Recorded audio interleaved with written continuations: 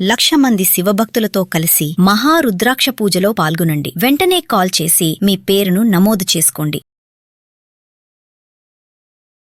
నమస్తే రమ్మగారు. నమస్తే జయ. రమ్మగారు, చందమామ కథ ఒకటి చెప్తారా? చెప్తాను జయ. పూర్వం ఈ సహ్యాద్రి పర్వతాలు అవి కొండలు ఉన్నాయి కదా, అక్కడ కొంతమంది రాక్షసులు ఉండేవాళ్ళట. అయితే వీళ్ళు ఈ రాక్షసులు చాలా మంది ఉండేవాళ్ళు. క్రమంగా అటట పోయారు. వాళ్ళు కూడా తగ్గిపోయారు. మరి రావణాసురుడి తర్వాత అందరు తగ్గిపోలా. అవునవును. క్రమంగా ఈ మన చూడు రావణాసురుడి తర్వాత అంటే త్రేతాయుగం తర్వాత ద్వాపర యుగంలో రాక్షసుల గుంపు ఎంత?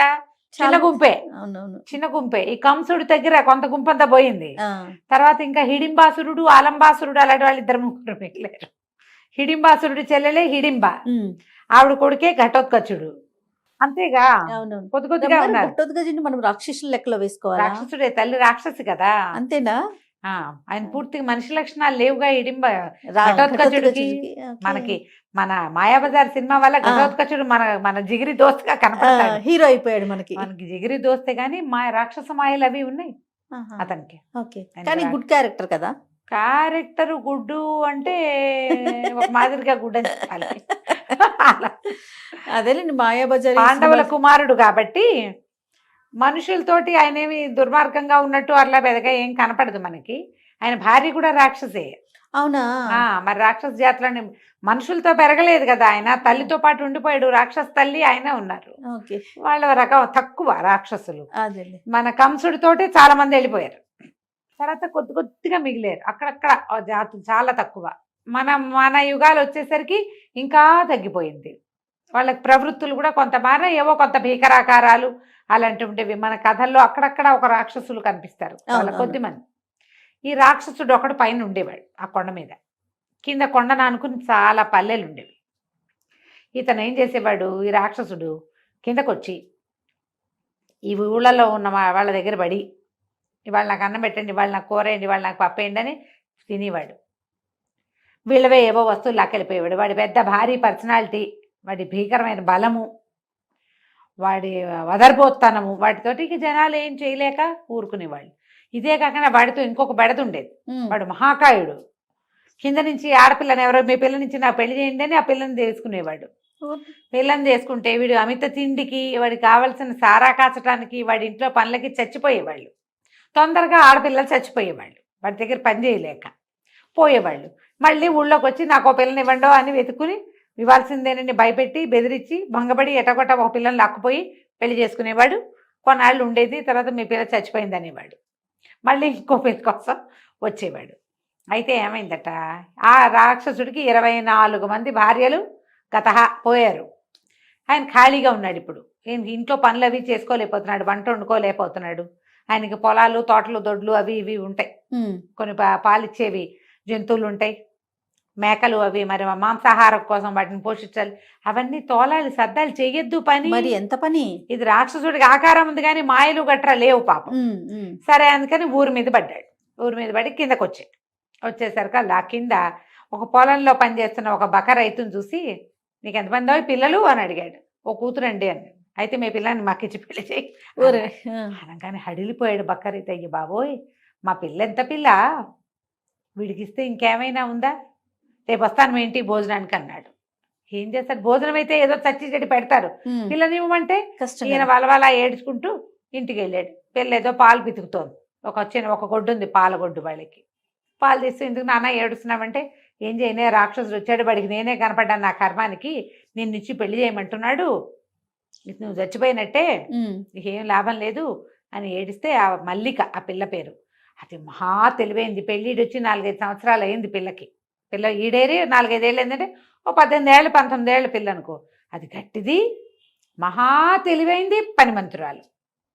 నాన్న అనవసరంగా ఏడవబాక నాన్న, ఒక ప్లాన్ చెప్తా, నేనే మాటలు మాట్లాడతానో అవే మాట్లాడాలి, నేను చెప్పిన పని చేస్తావా. తండ్రి పిల్ల తెలివితేటల మీద చాలా నమ్మకం ఆయనకి. అంతకుముందు గొడ్డు గోదా కూడా లేదు. ఇప్పుడు పాలగొడ్డు ఉంది, ఒక 60 మేకలు ఉన్నాయి వాళ్ళకి, ఓ 25-30 కోళ్ళు ఉన్నాయి. అన్నిటి గుడ్లు పెడితే చక్కగా పావలా దాచిపెడుతుంది. అది పెద్ద మగైన పిల్ల. సరేనన్నాడు. అయితే ఏం చెప్పిన ప్రకారం సరే ఏం చేశారు, ఈయన పోయి వంట కుందేళ్ళు, వంట వండుకునేందుకు బలిసిన కుందేళ్ళని కొనుక్కొచ్చాడు. బోళ్ళు ఖర్చు పెట్టాడు బాగా. కుందేళ్ళు పిల్ల చక్కగా కుందేళ్ళని బ్రహ్మాండంగా మసాలా గిసాలా దట్టించి ఇగురు చేసింది. పెద్ద అండా నిండా కూర చేసింది. అక్కడి నుంచి మంచి రుచికరమైన సారా ఒకటి కొనుక్కొచ్చారు పళ్ళతోటి. ఓ పేపాడది. చుట్టుపక్కల అందరిళ్ళకి వెళ్ళి వాళ్ళు నేసిన బట్టలు, వాళ్ళు బట్టలు నేసేవాళ్ళు, నేసిన బట్టలన్నీ పట్టుకొచ్చి మళ్ళా రేపు సాయంత్రం ఇచ్చేస్తా, 2 రోజుల్లో ఇస్తాను అని చెప్పి వాళ్ళు నేసిన బట్టలన్నీ పట్టుకొచ్చి ఇంట్లో పెట్టింది. మర్నాడు మధ్యాహ్నం అయ్యేసరికల్లా రాక్షసుడు ధనామని సిద్ధం చేసుకుంటూ భోజనానికి వచ్చాడు. పిల్లని చూశాడు. పిల్ల ఎత్తరిగా బాగానే ఉంది, పనిమంతురాలే ఉంది, ఇల్లు వాకిలి శుభ్రంగా ఉన్నాయి, కూర్చోండి భోజనం చేద్దురు కానీ అన్నది. ఆయన కూర్చున్నాడు. కూర్చుంటే పెద్ద అండా నిండా కూర పెట్టింది. అక్కడ కూర చూశాడు. పక్కనక సారా పీప ఉంది, బట్టలన్నీ పేర్చున్నాయి. ఆ పిల్ల ఎట్లా పెట్టిందంటే భోజనాలు చేసే గదిలో ఓ పక్కంతా లైన్గా బట్టలు పేర్చి పెట్టింది, ఎత్తుగా ఒకదాని మీద ఒకటి. నేసిన బట్టలు ఏం చేస్తారు, ఇట్లా ఇట్లా మూర కొలతలతోటి మడుస్తారా, అవి ఇంత ఎత్తొస్తాయి కదా, అట్టటి ఒక్కొక్కటి 10 చొప్పున 10 14 10 పెట్టింది. అన్నీ మంచి మంచి బట్టలు రంగులవి. సరే భోజనాన్ని కూర్చుని కూర ఒకటి ముక్క నోట్లో వేసుకుని, ఈ కూరకి మీకు చాలా ఖర్చు అయి ఉండాలి, నేను తిండి పుష్టి గలవాడిని, కొంచెం నాకు తిండి జాస్తే పుష్టి అయిన వాడిని, కూర కూడా మంచి రుచిగా ఉందంటే, ఏం ఖర్చులేండి, అంత పెద్ద ఖర్చు ఏం కాదు, ఎలకలు లేవు అన్నది. అనగానే ఇంకో ముక్క నోటు వేసుకుని, ఏమిటిది ఎలకలతోటి ఉండేవా అన్నాడు. అవునండి, ఈ దొడ్డంతా ఎలకలుంటే ఏముంది, ఓ 25 పట్టేమంటే కూర, ఏం ఖర్చు, దీని పెద్ద ఖర్చు ఏం లేదు, అంతగా తక్కువైంది అనుకోండి ఓ చారెడు శనగపిండి వేస్తాం అంతేగా అన్నది. ఇంకో 2-3 ముక్కలు తీసి నోట్లో వేసుకున్నాడు. శనగపిండి వేసినట్లేదు, మృదువుగా ఉంది కూర. ఎంత బాగుందో, ఎలుకలతోటే ఇంత రుచైన కూర, భలే బాగా ఉండేవే అన్నాడు. అక్కడి నుంచి ఏం చేశాడు, ఆ సారా పీప ఊహించద్దు నువ్వు, ఆ రుచిని ఊహించద్దు. అక్కడి నుంచి ఆ సారా పీప అంత పెట్టింది, ఇంత పీప ఒకటి పెట్టింది, ఒక 10 లీటర్లది. అందులోంచి ఒక లోటాడు సారా తీసుకుని అటు నోట్లో పోసుకుని, ఆహాహా చాలా బాగుంది, ఈ సారాకైనా మీకు చాలా ఖర్చు అయ్యి ఉండాలన్నాడు. అనేసరికి ఈయన అన్నాడు, పిల్ల తండ్రి మల్లిక వాళ్ళ నాన్న, ఖర్చుదేముందండి, సారాకేమవుతుంది, కుళ్ళిన పళ్ళన్నీ కుళ్ళితే వాటిని సారాగా చేస్తాం.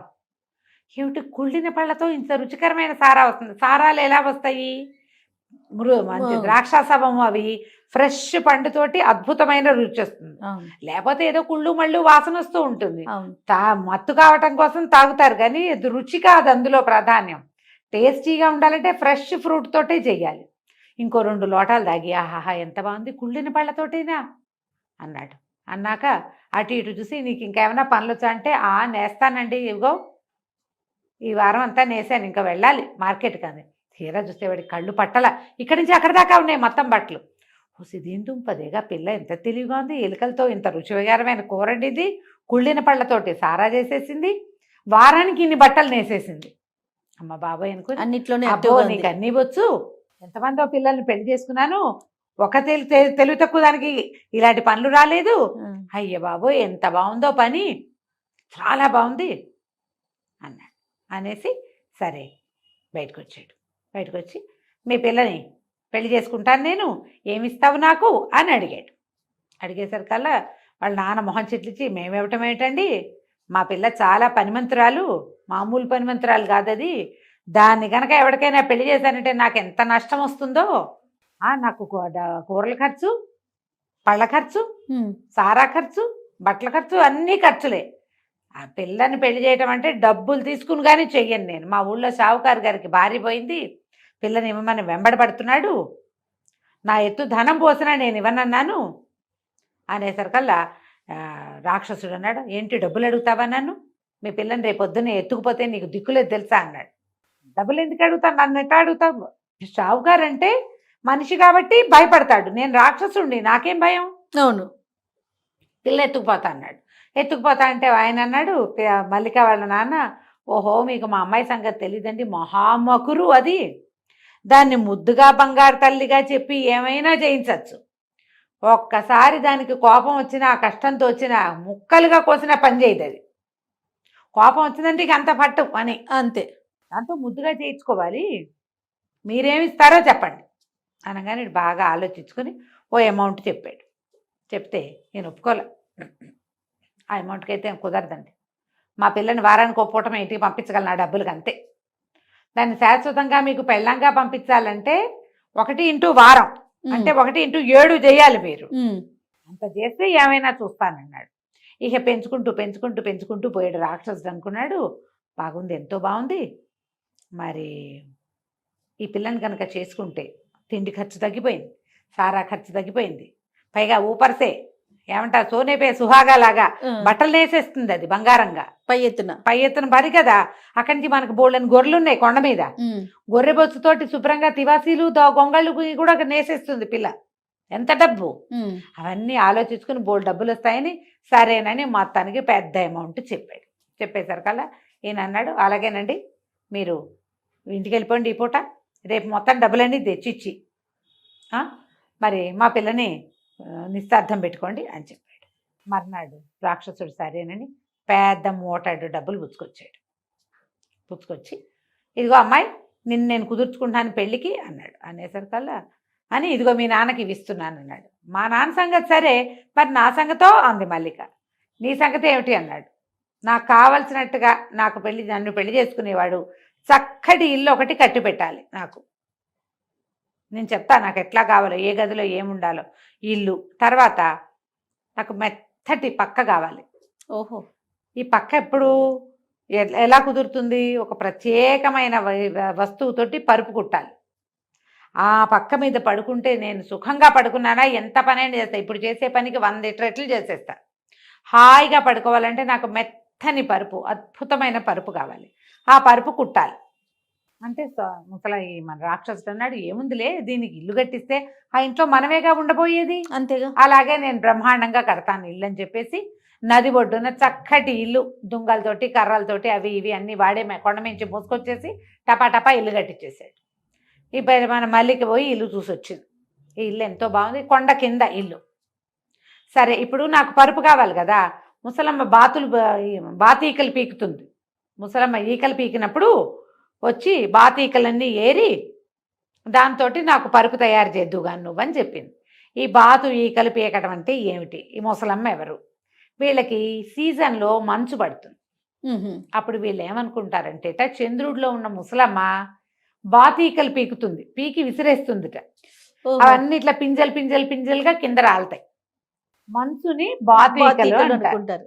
సరే, నువ్వు బాతీకలు పీకే సమయానికి రా, నా పరుపు చేసి పెట్టు. ఆ పరుపు కనుక నాకు సుఖంగా నచ్చిందా రేపే మన పెళ్ళి. ఓహో, ఈ రాక్షసుడు ఏమంటున్నాడు, 4 నెలలు ఆగుదాం, ఏముంది మంచు పడేదాకా అని. సరేనన్నాడు. ఇల్లు కట్టి తయారు చేసి పెట్టాడు. ఈ మల్లికి పోయి ఆ ఇంట్లో ఉండటం కూడా మొదలుపెట్టేసింది. ఆ ఇల్లు దాంది అయిపోయింది. అక్కడి నుంచి మంచు పడ్డం మొదలుపెట్టింది. ఈ లోపల ఈ మల్లికి ఏం చేసింది, పెద్ద గుడ్డ సంచి ఒకటి కుట్టి పెట్టుకుంది సిద్ధంగా పరుపుకి. ఈ వీడొచ్చాడు రాక్షసుడు కిందకి. సన్నగా మంచు పడుతోంది, బాతీకలన్నీ పడుతున్నాయి కదా, అవన్నీ ఏరి సంచిలో వేయమంది. వంగి లేచి ఏరటం అంటే సింపుల్ ఆ పని. వీడు వేసినట్టే కరిగిపోతోంది. చివరికి మొత్తానికి ఆ రోజు సాయంత్రానికి ఆ పరుపు నిండింది. నిండాక ఈ అమ్మాయి ఏం చేసింది, దాని అంచులు మడిచి టకటకా చేత్తో కుట్టేసి పరుపుని లోపల లాక్కుపోయి, ఆ మంచు వేసిన పరుపుని లోపల లాక్కుపోయి ఒక చోట పెట్టి దాని మీద 2-3 బొంతలు పరిచి, ఈ రాత్రికి నువ్వు ఇక్కడే పడుకో, అదెంత సుఖంగా ఉందో నువ్వు తెలుసుకుంటే రేపొద్దున మనం పెళ్లి చేసుకుందామంది.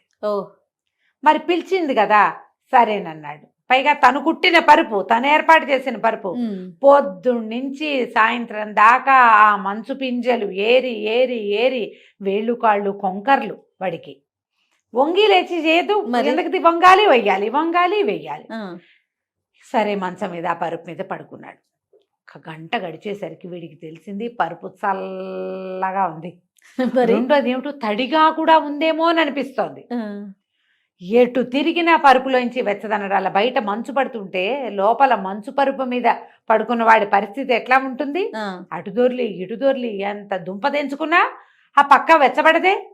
ఆ పైన బొంతలు లాక్కుని కప్పుకుంటున్నాడు. ఆ బొంతలున్నది దేని మీద? మంచు మీద. ఆ పక్క నుంచి చల్లదనం, ఈ పక్కన చల్లదనం. వాడికి పక్కటెముకలు, భుజాలు, కాళ్ళు అన్ని పిచ్చ నిప్పులు చేసేసినాయి. పైగా రాత్రంతా పగలలా వంగి లేచి ఉన్నాడా, వీపు పట్టేసింది, పక్కటెముకలు నొప్పులు, బోన్స్ అన్ని జాయింట్లన్నీ నొప్పులు వచ్చేసినాయి. తెల్లవారి లేచి నుంచుంటే అసలు వాడి వల్ల కాల. ఎటాగో ఈడ్చుకుంటూ కొండ మీదకి వెళ్ళాడు. ఈ పరుపు మీద పడుకున్న నా పరిస్థితి ఇదైతే రేపొద్దున్న అదేం పని చేస్తుంది? నేనే ఇట్టా ఉన్నాను. ఈ మల్లికను తెచ్చుకుంటే సుఖం లేదనిపించడం మొదలుపెట్టింది. అసలు ఆ ఒళ్ళు స్వాధీన పడల. ఎవరికైనా మనసు చల్లదనం రాక్షసుల్ని కూడా లొంగదీసేస్తుంది. సరే 2 రోజులు 3 రోజులు అయ్యాక వీళ్ళకి తెలుసు వాడికి ఏం జరిగిందో. వాళ్ళ ప్లాన్ అదే కదా. ఈ మల్లిక వాళ్ళ నాన్న వెళ్ళి, ఏమండి మా పెళ్లి కూతురు సిద్ధంగా ఉంది, ఆ పరుపు ఎంతో బాగా కుట్టేట మీరు వస్తే పెళ్లి చేసుకుంటానంటోంది, మా అమ్మాయి సిద్ధంగా ఉందంటే, ఇప్పుడు నా వల్ల కాదు, తర్వాత వస్తానన్నాడు. అనేసరికల్లా సరే అని వెళ్ళిపోయాడు. మళ్ళీ 4 రోజులకు వచ్చాడు. ఏమండి వచ్చి పెళ్లి చేసుకుంటారా అన్నాడు. అనేసరికల్లా రాక్షసుడు అన్నాడు, పెళ్ళొద్దు గిల్లొద్దు, నా వల్ల కాదు, నేనేం చేసుకోను మీ పిల్లని పెళ్ళి, వెళ్ళిపో అన్నాడు. అనేసరికల్లా మల్లిక వాళ్ళ నాన్న అన్నాడు, అదేంటండి మీరు పెళ్లికి ఒప్పుకున్నారు, ఊళ్ళో వచ్చిన సంబంధాలన్నీ తిరగొట్టాను నేను, ఇప్పుడు మానేసుకుంటే ఏమిచ్చి మానిపిస్తారో చెప్పండి. ఏదైనా ఇస్తే మాన్నట్టు, లేకపోతే మా పిల్ల మీ ఇంటికి వచ్చేస్తుంది, చెప్పు ఏమిస్తావో చెప్పు. ఏం చేయాలో తెలియలే రాక్షసుడికి. ఇక విసుగు పెట్టి లోపలికి వెళ్ళి ఇంత డబ్బు మూట పట్టుకొచ్చి పెట్టాడు. లెక్క లేదు కొలత లేదు, ఇవి పట్టుపో, మళ్ళీ నీ కిందకి రాను, నువ్వు పైకి రావద్దు, నీ పిల్ల వద్దు, నువ్వు వద్దు, నాకు శభాష్, నా వల్ల కాదు. అసలు వాడు వంగి లేవలేకపోతున్నాడు, కూర్చుంటే లేవలేడు, కాళ్ళు వేళ్ళు అన్నీ పట్టేస్తున్నాయి. 2-3 సీజన్లు గడిస్తే కానీ వాడు నార్మల్ అవ్వలే. ఈ లోపల మల్లిక చక్కగా కింద హాయిగా వాళ్ళ నాన్నకి ముందు ఇచ్చిన డబ్బు, తర్వాత ఇచ్చిన డబ్బుతోటి తండ్రికి 10 ఎకరాల పొలం కొంది, 10 పాడిగొడ్లు కొంది, 25-30 మేకలు కొన్నది. తమ ఆస్తి చూసి వచ్చిన ఒక మంచి పెళ్లి కొడుకుని పెళ్లి చేసుకుని రాక్షసుడు కట్టించిన ఇంట్లోనే హ్యాపీగా ఉండటం మొదలుపెట్టింది. ఇక రాక్షసుడు ఏనాడు దిగలా. వాడికి వృద్ధాప్యం వచ్చేసింది. నీకు కీళ్ళ నొప్పులతోటి వృద్ధాప్యం వస్తుంది. పాతకాలపు కథ అయినా ఇందులో ఎట్లా చెప్పారు చూడు, ఎవరైతే చల్లదనానికి ఇబ్బంది పడతారో వాళ్ళు ఏం చేయాలి, ఇట్లా చల్లదనాల్లో తిరిగారా ఓల్డేజ్ వచ్చేస్తుంది తొందరగా కదా. సూట్ కానివి చేయకూడదు. ఈ కథలో మార్గం మాటలు అవే కదా. అది సారాంశం. అది చాలా బాగుంది. కథ కంచికి మనం ఇంటికి.